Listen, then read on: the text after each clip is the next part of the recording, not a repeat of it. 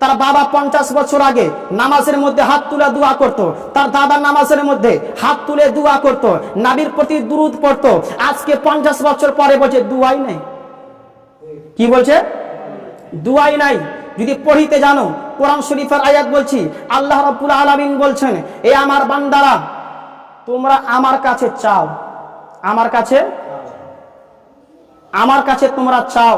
এবার আপনি প্রশ্ন করবেন, মৌলভী সাহেব, আল্লাহ তো চাইতে বলেছেন, এটা তো লেখেনি যে হাত তুলে চাও বা হাত তুলে চেয়েও না, কেমন করে চাইবো? আরে কোরআন থেকে যদি সবই বুঝতে পারবে তো নবীকে আসার তো কোনো প্রয়োজন ছিল না, নবীকে আসার কোনো প্রয়োজন ছিল না। আমি বলতে চাই, আল্লাহ রাব্বুল আলামিনের কাছে যদি কিছু চাইতে হয়, কেমন করে চাইবেন, কি সিস্টেমে চাইবেন, কারণ কি রয়েছে? হযরত আদম থেকে নিয়ে আমার নবী মুস্তাফা পর্যন্ত সমস্ত আপনার নবী ও রাসূলগণ যখনই আল্লাহর কাছে চাইছেন, হাত তুলে চেয়েছেন। কি যে হাত তুলে চেয়েছেন। আর কোরআন শরীফের মধ্যে আপনার জায়গাতে রয়েছে, রব্বি জাআলনি মুকিমাস সালাতি ওয়া মিন যুররিয়াতি রব্বানা ওয়া তাকাব্বাল দুআ রব্বানা গফিরলি ওয়া লিওয়ালিদাইয়া ওয়া লিল মুমিনিনা ইয়াউমা ইয়াকুমুল হিসাব। এগুলো কাদের দোয়া? নবীগণদের দোয়া।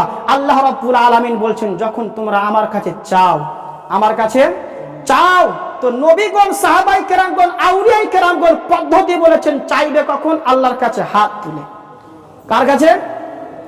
এই টিমে আপনি যখন যাচ্ছেন পয়সা আনার জন্য, তখন আপনি পয়সা যখন বের হচ্ছে তো হাত বাড়িয়ে নিচ্ছেন, কারোর কাছে টাকা নিচ্ছেন তো হাত বাড়িয়ে নিচ্ছেন। আল্লাহর কাছে হাত তুলে দোয়া চাইতে কি শরম লাগছে? কার কাছে চাইবো রে ভাই? যিনি আমাদের খালিক ও মালিক, তিনার কাছে যদি হাত তুলে চাইবো না তো কার কাছে চাইবো? আজকে বর্তমান সময়ে আপনাকে পথভ্রষ্ট করার জন্য, নেকির রাস্তা থেকে আপনাকে সরাবার জন্য বহু আলিম পাবেন, মুহতারাম সামাইনে কেরাম। তাই বলি ভাই, বর্তমান সময় ঈমান বাঁচা হচ্ছে বড় মুশকিল।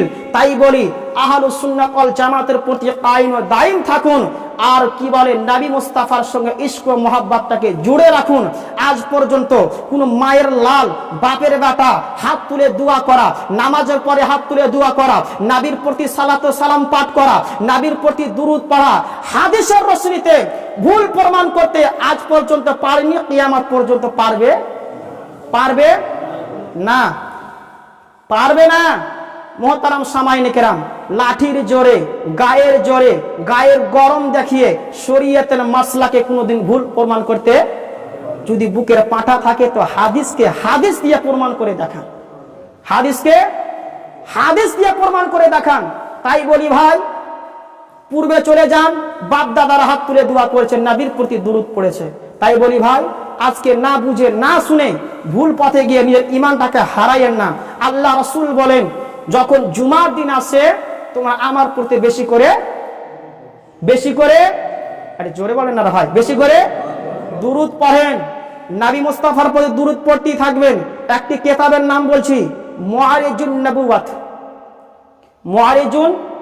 নবুওয়াত। এই কিতাবটির মধ্যে দুরূদের ব্যাপারে বহু ফজিলত রাখা রয়েছে। একটি শুধু কথা বলে দিয়ে বক্তব্য ইতি।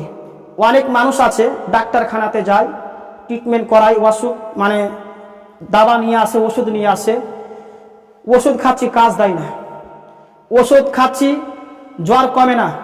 তাদেরকে বলি, শুনে রাখেন, বহু ওষুধ খাচ্ছেন, যদি কাজ না দেয়, একটি জিনিস বলছি, ঈমান থাকলে, মুহাব্বত থাকলে আপনি একটু আপনি চেষ্টা করে দেখে নেবেন, যেই দাবা খেয়ে কাজ দেয় না, যে ওষুধ খেয়ে কাজ দেয় না, নবী মুস্তাফার প্রতি আস্থা রেখে, মুহাব্বত রেখে, প্রেম রেখে, দুরূদ পড়ে ওই ওষুধের উপরে ফু দিয়ে ওষুধটা আপনি খাবেন, ইনশাআল্লাহ দুরূদের বা দাওলাতে আপনি শেফা পাবেন। কি পাবেন? শেফা পাবেন। তাই বলি ভাই, নবীর প্রতি দুরূদ পড়ার চেষ্টা করুন।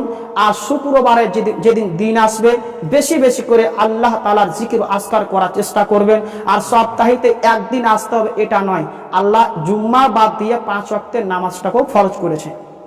জুম্মা বাদ দিয়ে 5 ওয়াক্তের নামাজটাকেও ফরজ করেছে। আজকে আমরা মুসলমান ঠিকই, কিন্তু মুসলমানের পরিচয়টা আমরা দিতে চাই না। আল্লাহ যেন আমাদের সকলকে সঠিকভাবে বুঝা এবং তার প্রতি আমল করার তৌফিক দান করেন। সকলেই বলি আল্লাহ, জোরে বলে আল্লাহ। আমিন ওয়া আখিরু দাওয়ানা আনিল হামদুলিল্লাহি রাব্বিল আলামিন। আসসালামু আলাইকুম ওয়া রাহমাতুল্লাহ। সুন্নাত পাঠ করুন।